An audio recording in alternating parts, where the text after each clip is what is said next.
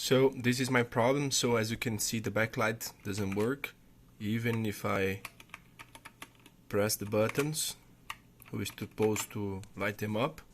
So when I plug the USB,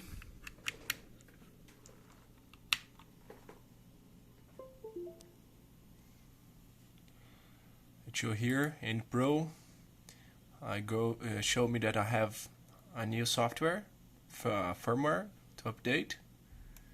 I click on show detail, and as you can see, the light processes is 0, although the other ones is not.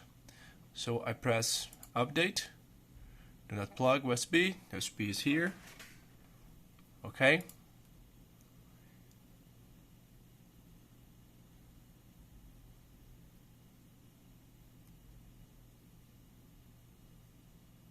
Not find device in AIP mode. Okay, and then to mode, please enter okay, so click OK, go back again, press ask,